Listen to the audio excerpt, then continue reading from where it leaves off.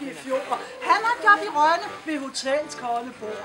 Han kan lave mad, og han skriver bag, om jeg vil besøge ham til jul, hvor blev jeg? Der er en dejlig lille ø, og jeg kan tåle sø, men jeg tager aldrig over mere, så vil jeg hellere dø.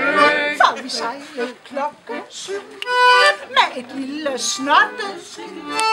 Jeg tog plads med Majen i den mellemste køje. 10:00 gik jeg til ro for at lukke disse.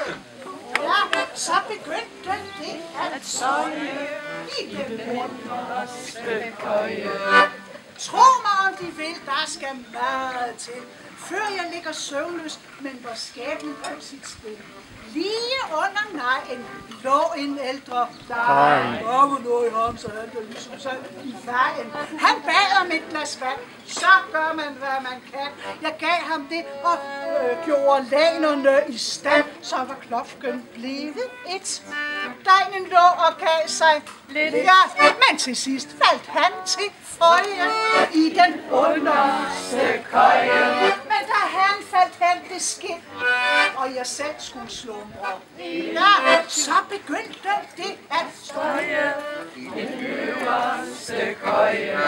Ovenover mig lå en dame og skreg. Hun var ikke klar på, at hun var gået den gale vej. Jeg blev snydt! Det er min kahyt! Det ej, skreg dejen. Det er hun sikkert nok fortrydt. Så klædte hun sig på, imens vi andre lå og så lige op i loftet. Det var det eneste, vi så. Og så kravlede hun ned. Ah, men tænk dem kældning gled. Og så blev hælden i mit øje i den mellemste køje. Og da endelig hun var ret, kom en splinteren husstue.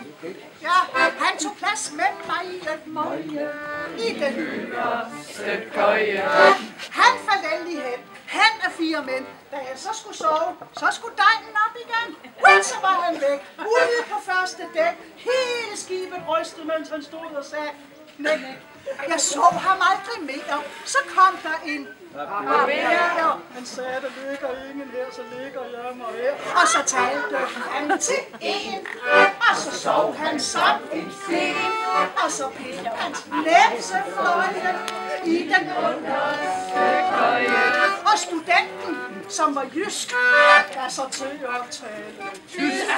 Sikke hver, hvor han kunne bøje i den øverste køje. Så var klokken 6. Jeg har det kompleks, at jeg skal have 8 timer søvn og helst i træks. Jyden lå og sov, det er ikke sjovt. Men de ved, med hvad de ørerne går, det gudskelov. Jeg hørte klokken slå og prøvede sig på, om ikke jeg trods alt en lille skraber kunne. Så fik Yden Marit, og han påstod, han blev bevildt. Han var fuld af sin trøje i den øverste køje. Og så blev barberen vild, for han havde en kasse sild. Ja, den begyndte han at røge i den underste køje. Jamen altså, god fred, når det er væk. Sådan blev det væk, ned og op og ned. Jeg faldt endelig hen, så stod de andre op og gled. Jeg faldt hen igen. Nej, hvor fik den den? Da jeg vågnede, sagde jeg til kaptajnen, gamle ven, hvornår tror de vi når? Han gjorde dum til hvor? Til Rønne, sagde. Hold kæft, der var vi jo i går. Tænk, så var vi sejlet hjem. Samme aften klokken 4, mens jeg fik en på mit øje i den mellemste køje. Og der stod min lille bror med hotellets kolde bord.